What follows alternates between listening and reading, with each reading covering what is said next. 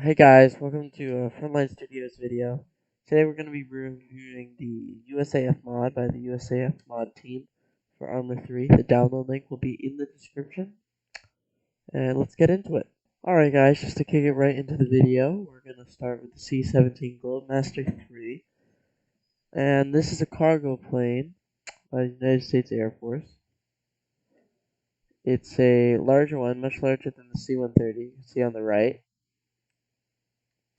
Now, like most other cargo planes in this mod, the interior is modeled, and the cargo ramp and doors, there,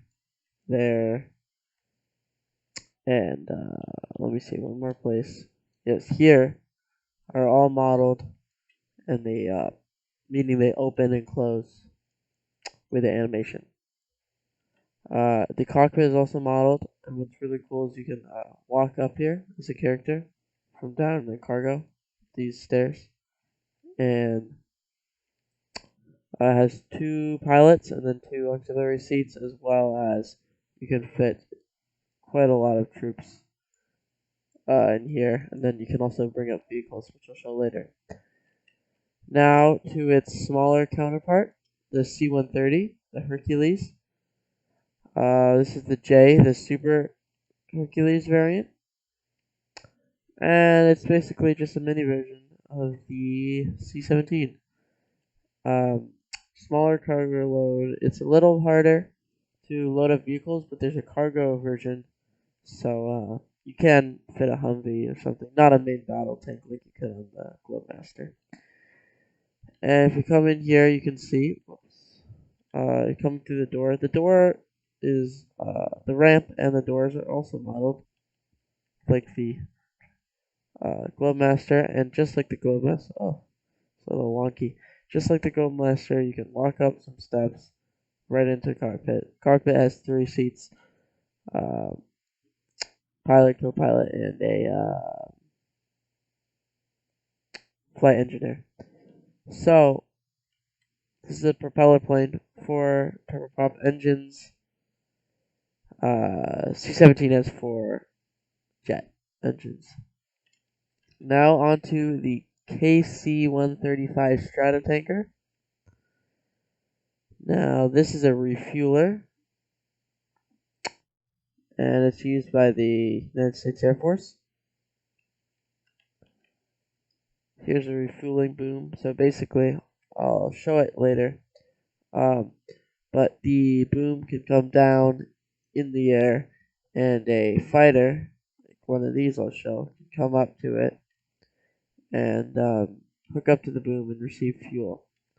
So if we go in here, I'll show you the cockpit. It's not particularly modeled well. It's honestly pretty shabby, but nothing inside either.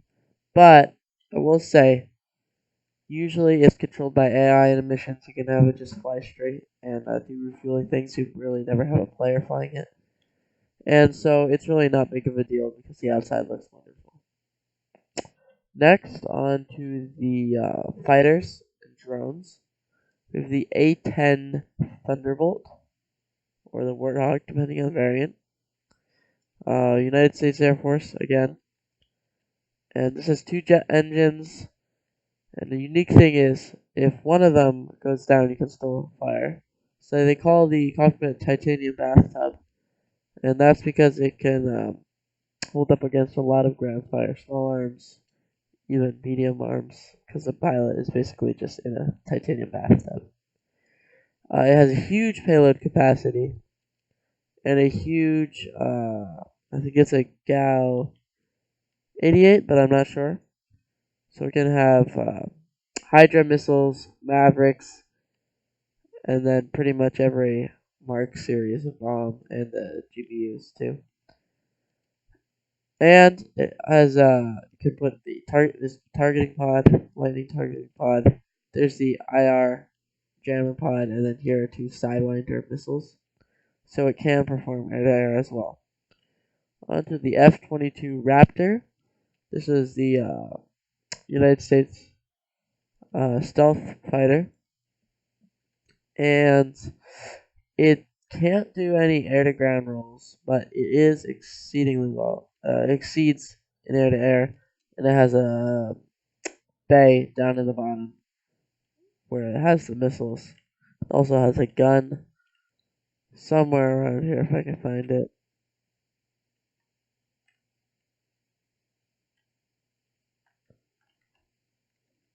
Uh, hmm. Well, it's somewhere. Okay, somewhere. But you can see it in the inside. It's nicely modeled. The joystick and the throttle moves in the game, and all these displays. The HUD comes to life when you go inside. F-35, another stealth American fighter. This one can do air to ground rolls, so it has the bay, the weapons bay inside right now. But you can also put exterior pylons on it, but that will just damage its stealth capability. And on to the last two items, the drones. This is the Reaper and the Global Hawk. And so these both of them is fly up kind of like this. Once you get close enough, the option to boom down will show up. You know, overpass it. It's tricky, but it's probably deserves a full tutorial. So if you want me to do that, leave it in the comments. But I think besides the drone, we'll do that, and then I think we'll be almost done because I know it's getting a little long. All right. So you're in your mission, and you go to assemble UAV terminal, and you select select UAV, select the drone. So we're gonna do the MQ9, and then we're just gonna go control driver, and then it's just like flying an airplane. Normal. Really right. So we're just gonna do a little takeoff. See mouse.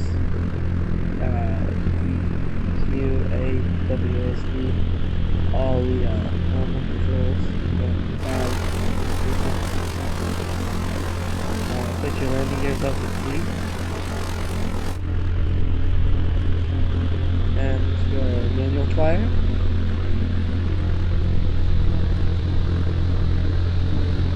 And since we don't can't control it with gunner. Oh, and we start. Yeah, you have to watch out. Those things go so slow. It's quite easy to stall out and die. But I think that ends our video today. There'll be another video next week.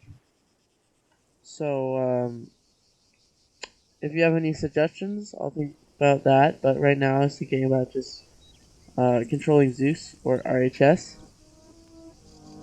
So if you liked the video, please subscribe and at least give it a like. And I'll see you guys next time.